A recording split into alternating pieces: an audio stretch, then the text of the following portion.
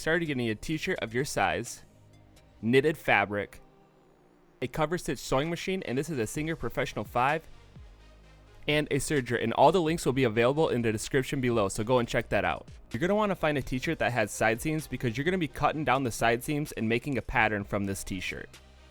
Start at the bottom of the t-shirt and cut all the way up the side seam through the armhole. And you'll want to do this for both side seams.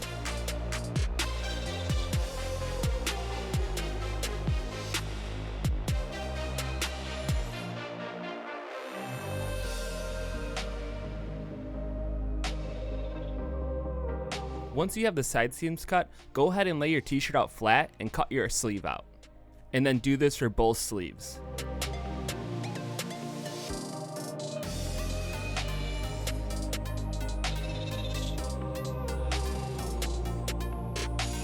Now that the sleeves are gone, go ahead and cut your shoulder seams.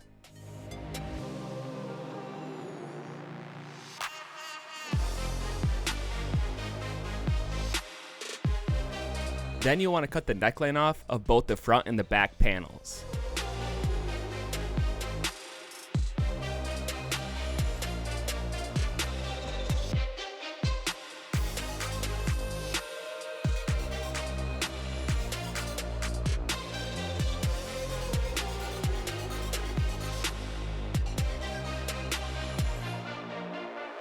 So you're going to end up with one front panel, one back panel, and two sleeves.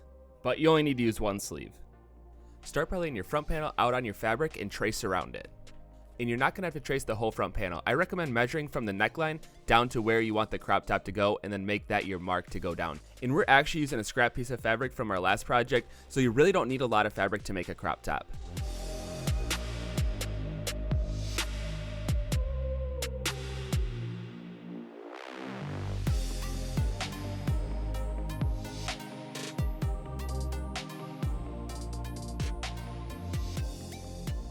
Once you have it all traced out and marked where you want to drop down to, you can go ahead and cut it out.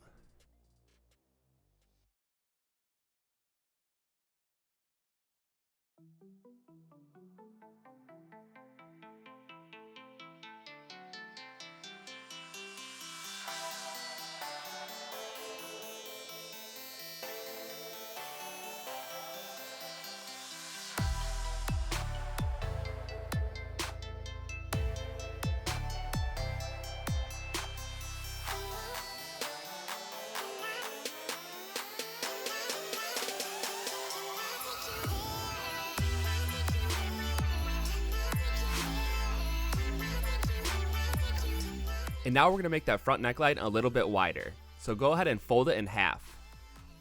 And we are going to be using a French curve.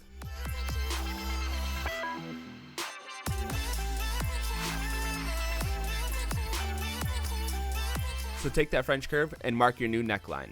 And you can also just eyeball this if you don't have a French curve, because it's really not that hard to do.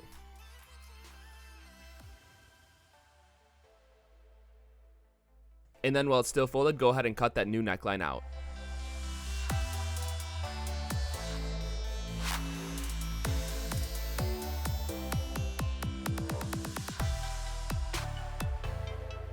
And you can also use a French curve to neaten up the armholes and the sides. It's just a super handy measuring tool to have around, if you're really trying to be precise. And then next, take your back panel and do the same process. Trace it and cut it out.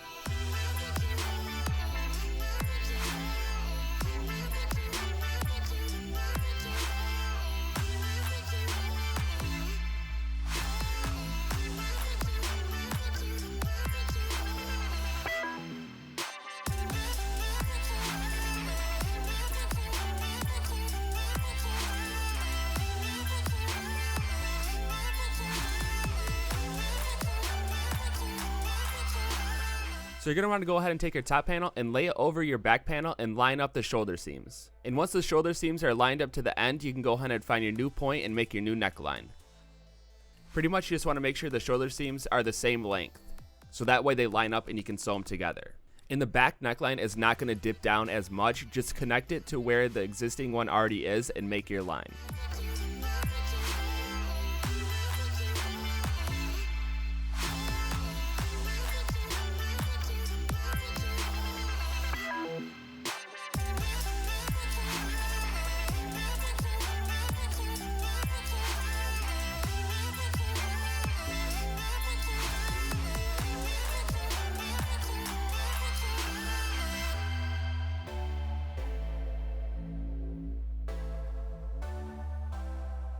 And then go ahead and lay your sleeve on a piece of fabric and trace it and cut it out.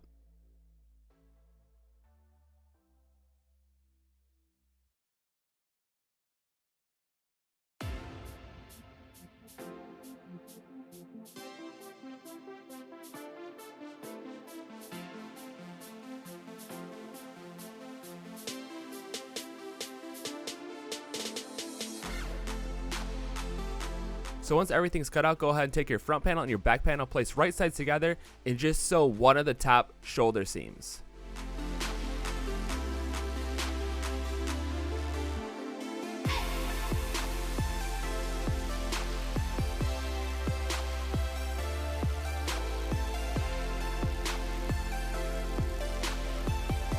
And then on the same side as that shoulder, go ahead and sew up that side seam.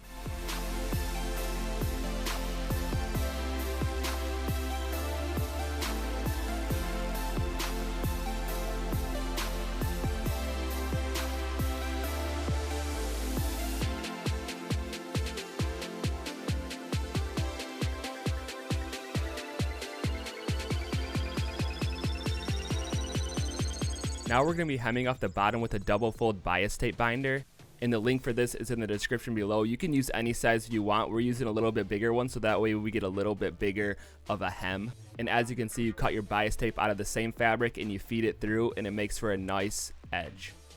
And we are showing this method because a lot of t-shirt companies are starting to do this new method, and it's really minimalistic and looks very good.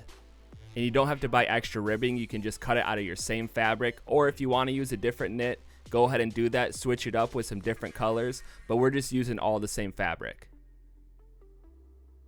You can get ones that fit machines, but we just found this one laying around and we taped it on and it works just as fine. But you can get ones that are specifically designed for your machine, but all in all, they're pretty universal and you can tape them on if you have to. So we're gonna start at the neckline, so all you have to do is feed your bias tape in there, get it going just a little bit, and then feed the beginning of your neckline into that feeder and just start sewing.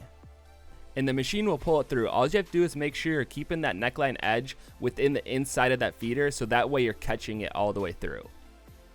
You can pull a little bit on the other side if you have to, if it kind of gets stuck, but I recommend not to that much because you're using knit and sometimes you'll stretch it weird and the bias tape might come out a little bit wonky. And for this part, I definitely recommend taking your time, making sure that bias tape is feeding through straight. As you can see there, it kind of started to go off a little bit, but we corrected it and then we got back on track. And it's just that easy, and you have a nice, professional, clean looking edge.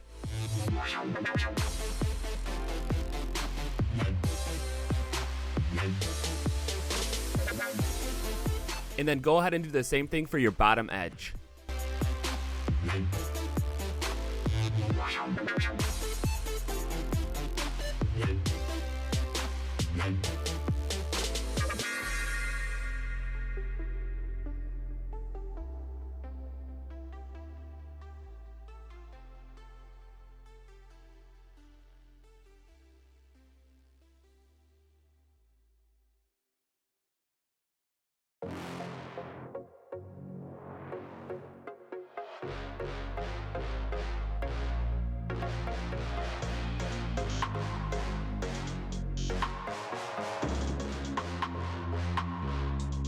Next, you're going to sew up the second side seam.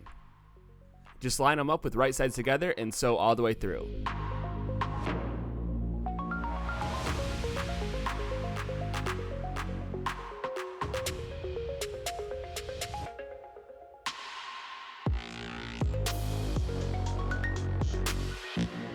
Then go ahead, take your last side seam, place right sides together, and sew all the way through.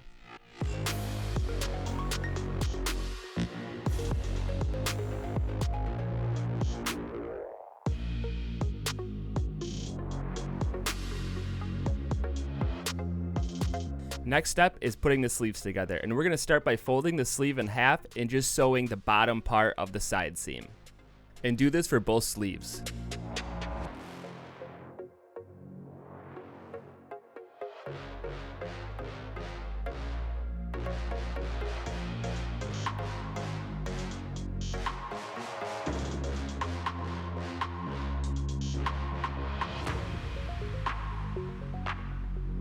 Pull your sleeve right side out and find the outside edge.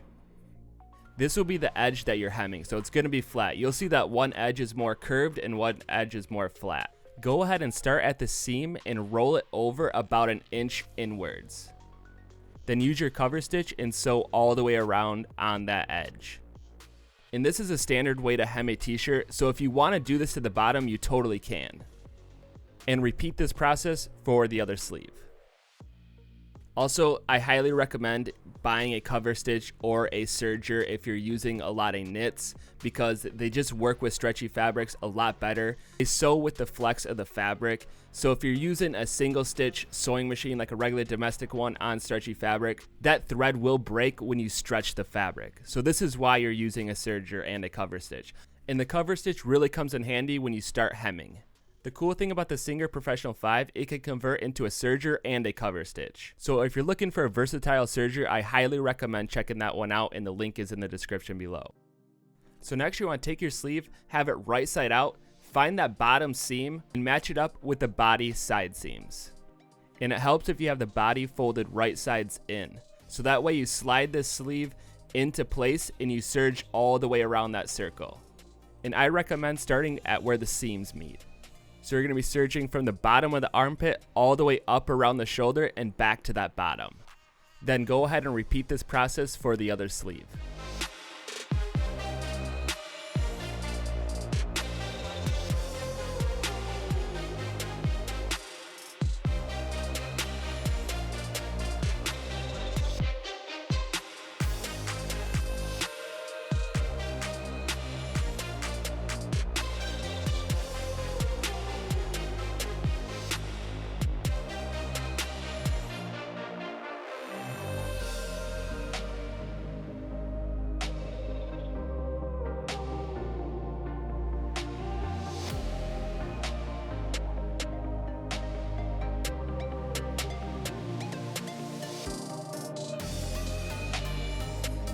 Then for the final touch, we're going to be doing a top stitch on these hems. And all you have to do is fold that seam over, do a little tack stitch, and this is just going to smooth it out all the way around that hem.